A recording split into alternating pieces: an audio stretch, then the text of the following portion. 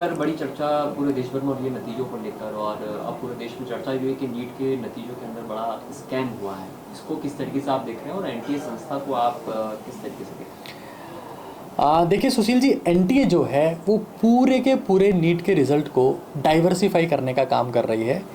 मैं आपको सच बता रहा हूँ, जैसे हमारे देश को चलाने के लिए, डेमोक्रेसी के लिए 4 स्तंभ हैं, वैसे ही नीट का पेपर भी 4 लेवल पर लीक हुआ है। पहला फिजिकल फॉर्मेट में, यूपी में, पटना में, झारखंड में पुलिस ने कई लोगों को गिरफ्तार किया है, वहाँ पे जले हुए पेपर मिले।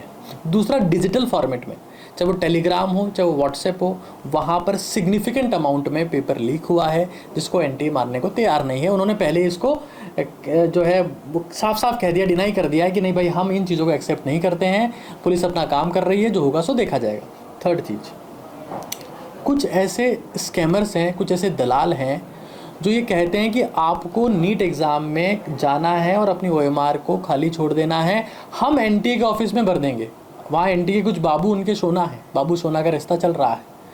चाहिए देश में, मतलब मैं सच बता रहा हूँ, मोदी जी कह रहे थे कि हम लोग कुछ लोगों को स्वास्थ्य बीमा दे रहे हैं, बढ़ा दे रहे हैं, अमाउंट ज़्यादा दे रहे हैं, लेकिन जिस देश का पूरा एजुकेशन सिस्टम ही बीमा मांग रहा हो, वहाँ पर स्वास्थ्य बीमा देने का भी कोई फ़ायदा नहीं होगा। कल को आप किसी अस्पताल में जाएंगे, वहाँ पर आप डॉक्टर पे डाउट करेंगे कि हो सकता है डॉक्टर फर्जी हो सकता है डॉक्टर वो हो जो फर्जीवाड़े से सेलेक्ट हो। आप सोचिए ना कि जिस एग्ज़ाम में पिछले साल 650 नंबर पर 5000 रैंक था, उसमें अभी 650 नंबर पर 50,000 रैंक पहुंच गया। आप मुझे बताइए, अगर एक दिन दूध की थैली 55 रुपये की मिलती है, अगले दिन 550 की मिलती है, तो आप क्या कहेंगे, ये फर्जीवाड़ा है कि नहीं है? एक दिन पेट्रोल 100 रुपये लीटर मिलता है, अगले दिन 1000 रुपये लीटर मिलता है, तो आप लोग क्या कहेंगे, ये फर्जीवाड़ा है कि नहीं है? किसी भी चीज़ में अगर 10x इन्फ्लेमेशन हो जा रहा है, 10 गुना हो जा रहा है, तो फर्जीवाड़ा है कि नहीं? चौथी बात, ये 3 बातें हुई, चौथी बात, उसके बाद में एनटीए, ये हमारे जितने भी लेवल पर लोगों को जागरूक किया, उनको बताया, समझाया, एनटीए ने अपने 5 पॉइंट का एक जवाब दिया। उसमें सेकंड पॉइंट बहुत इंपॉर्टेंट है। वो कहती है कि हमने अप्रॉक्सीमेशन किया, क्योंकि ऐसा देखा गया कुछ बच्चों के 718 नंबर है, 719 नंबर है, किसी बच्चे के 600 नंबर थे, ओएमआर को चेक करने पर वहाँ आ जा रहे हैं 720, क्योंकि 6 बच्चे ऐसे हैं जिनके 720 में 720 नहीं है, एनटी के अप्रॉक्सीमेशन के बाद में हुए। एनटीए कहता है कि हमने 1563 बच्चों को मार्क्स दे दिए। अब आप मुझे बताइए कि जो दलाल ये बोल रहे थे कि आप ओएमआर शीट खाली छोड़ देना, हम वहाँ भरवा देंगे, और एनटीए कह रहा है कि हमने भी 200-250 नंबर एक्स्ट्रा दे दिए हैं, तो ये दोनों का जब मिक्सचर हो गया है तो उसको सेपरेट आउट कौन करेगा? मतलब पहले एग्ज़ाम देते वक्त फ़ोटो की मिक्सिंग, उसके बाद में दलाल और एनटीए की मिक्सिंग, उसके बाद में देश के पूरे सिस्टम की मिक्सिंग, कोई कुछ करने वाला नहीं। आज तो प्रेस ब्यूरो की प्रेस कॉन्फ्रेंस थी, उसमें मुझे सिर्फ एक बात सुनाई दी कि चाय जो है उसको चौथे फ्लोर पर रखा गया है। मतलब टी नीट था, वो नीट के बारे में कोई चर्चा करने वहाँ पर आया नहीं था, वो टाइम पास करके चले गए।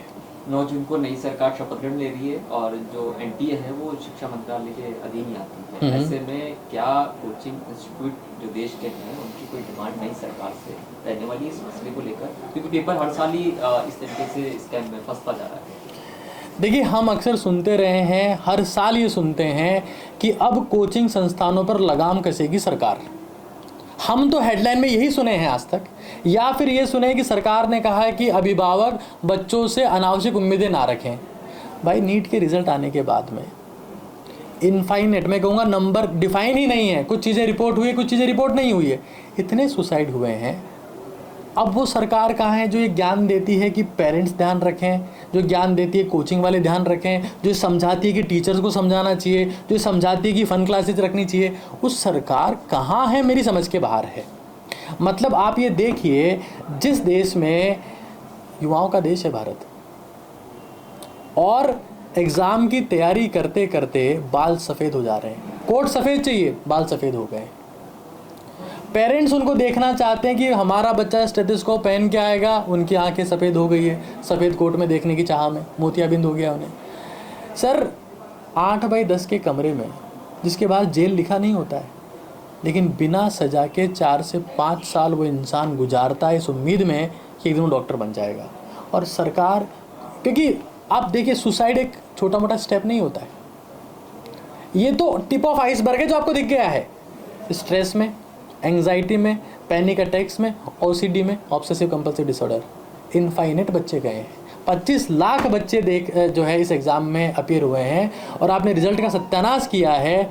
कम से कम शुरू के 5-6 लाख बच्चे मान लीजिए साइकेट्रिक पेशेंट बन चुके हैं, और उसके लिए सरकार जिम्मेदार है।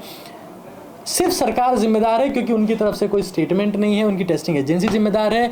जवानों के देश को बूढ़ा बनाया जा रहा है, दिमागी तौर पर खोखला किया जा रहा है।